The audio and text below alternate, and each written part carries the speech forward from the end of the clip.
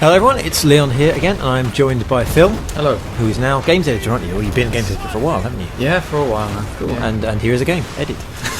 Okay, here goes. Yeah. So this is Battlefield 4 on PS4. This first half of the review is actually shared footage taken directly from me playing through it.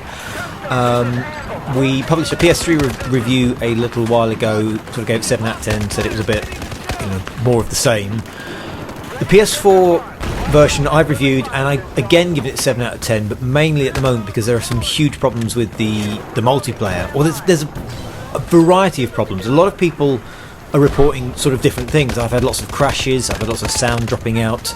Some people have had nothing happen at all. Some people have had, a range of things going on. So I was holding out and I hoped they would patch it and fix it. And all they've done at the moment is fix a one-hit kill bug.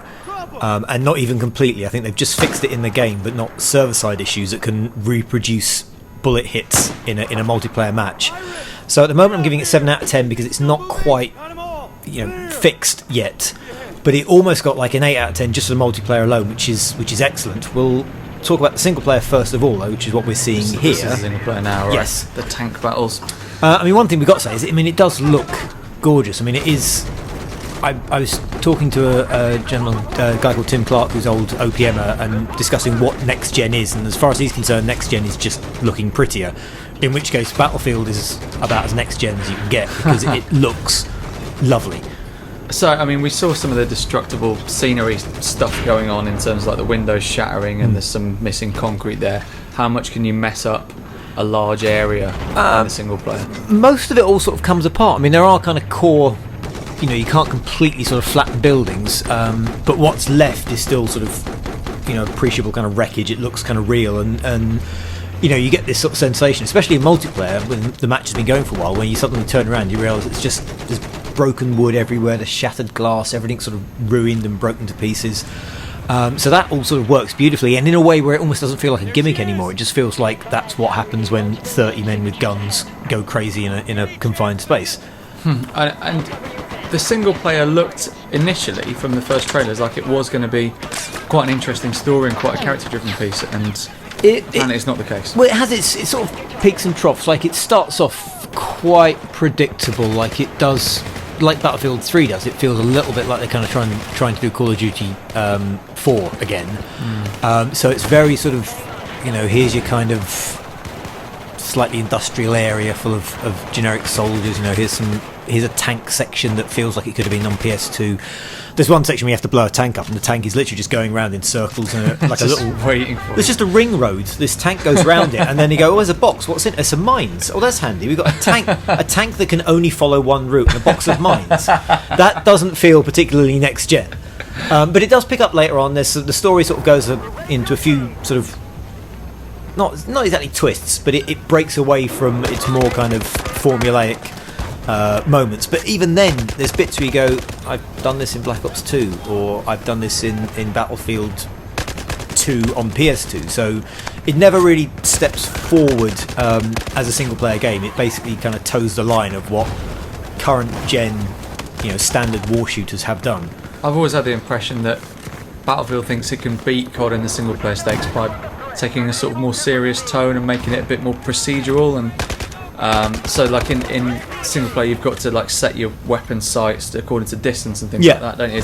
That seems to be DICE's approach to beating COD. Like, instead of going down the silliness route that COD has taken to an extreme this year, they seem to have tried to play it more serious. I think it's kind of modern world setting is kind of binding it a little bit, because it does try to be quite dry and try quite hard, and it does work in places like it's got Irish is the guy from The Wire, Omar, and he's sort of really is the sort of the star of it. But it doesn't do. The story, for example, is a bit messy. There's like weird little flashback bits in between cutscenes, and most of the time everyone's just kind of running around and shouting. And the kind of the characterization, such as it is really kind of broad and clumsy. So there are occasionally moments you go, "Oh, that's quite good," but they almost feel like they're accidental, or they're sort of they've snuck in between the larger kind of clunky bits. Is there that classic storytelling style of like there's one set of cutscenes and then this other set of cutscenes that could just be lifted from like a completely different game? Yeah, like the flashback section. There's one moment where they're lost on a snowy mountain kind of thing, and it just sort of cuts to Irish and another soldier sat around a fire, and he just goes, "We're going to freeze death out here," and then it cuts away again. And that one, like, literally 3-second burst is clearly meant to convey they're lost, they're alone, they're round a fire, they're worried about, and it's just that's it. That one That's blip. efficient storytelling right there. Yeah, exactly.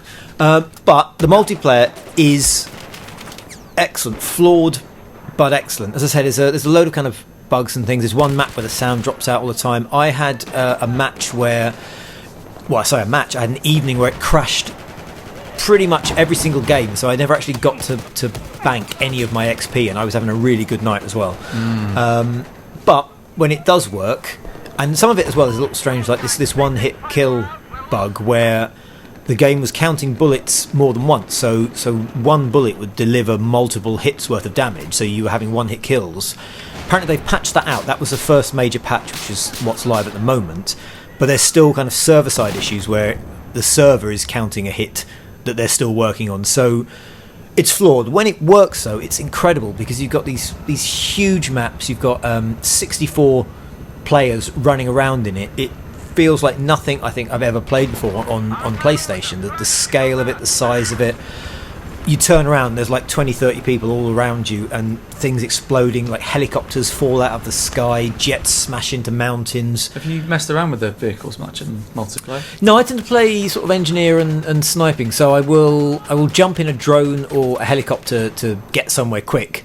But I haven't really sort of made a career out of it, because that's almost sort of what you do, is you make a career out of your preferred sort of area. Like there's always a couple of people in jets who are just like dogfighting and sparring around in the sky, and they, as far as I tell, they never touch the ground. They are the jet guys, and they go up and do jet stuff. Yeah, and there seems to be like a pretty massive learning curve to specialising in those, especially the aerial vehicles. Yeah, isn't there? I've seen some of the guys in helicopters. You see them kind of, they've got a guy trapped in a building somewhere, and they're kind of spiraling around this building. The guns are locked forward at some point, and you watch them go around. You're like, that guy can really fly. And then you see another guy come past sideways, like bouncing off a couple of buildings and hitting a tree, and you go, he's new. That's me. That's me trying to load them up, the helicopter. So you're a sniper class. I play mainly sniper and a bit of support. So yeah, sniping is great because there's so huge kind of areas. You find a little bush somewhere or a tree, and you can sit there and you get a feel for distances, and you have to like aim sort of up and to the left a bit to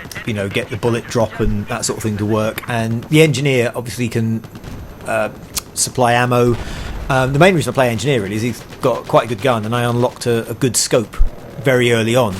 One of the things I'm still a little unconvinced by is some of the unlocks. Like, I've played sniper for a long time, really rubbish kind of bolt action rifle with a fairly poor scope, and the first thing that the sniper unlocked for me was an unscoped marksman rifle with iron sights on it, so it felt like it was giving me a step backwards as a reward. Right. But then I have now since unlocked a really good scope, 18x14 scope, and a good rifle, so that's all sort of worked out for me. And what's the map design like then? Because I always found in Battlefield 3 multiplayer that I was never quite sure where I should be heading unless there was a specific objective based mode and there was like a capture point to get. Like COD gives you the little scale where the last person died. Yeah. With this being like 64 player huge battles, how do you know where to head to? Well, most of the objectives are marked. I mean, I've mainly been playing Conquest, which is like basically kind of a 5-base domination kind of mode. Yeah. And I mean, you can see sort of markers flipping past here. They're always clearly kind of marked. You always know where you are. The thing is that the maps are so well populated that you can have entire kind of little emergent battles around a couple of buildings, and never even sort of get near a base, because you just end up with 20 people having a fight in a corridor somewhere. There's a map, it's like basically it's a long lengthy corridor, I think it's Lock or something, and I've had entire matches that were just in one archway with you trying to fight to get through one side and them trying to fight to get through the other, and it's a stalemate for like 20 minutes. So in terms of its problems, if everything's patched, we're talking about maybe the best multiplayer shooter. Yeah, if they can fix it and they can get it more reliable, what's there's brilliant. It's just a little bit flawed, and it needs to be fixed to really get a better score. Fingers crossed for the patch. Yeah.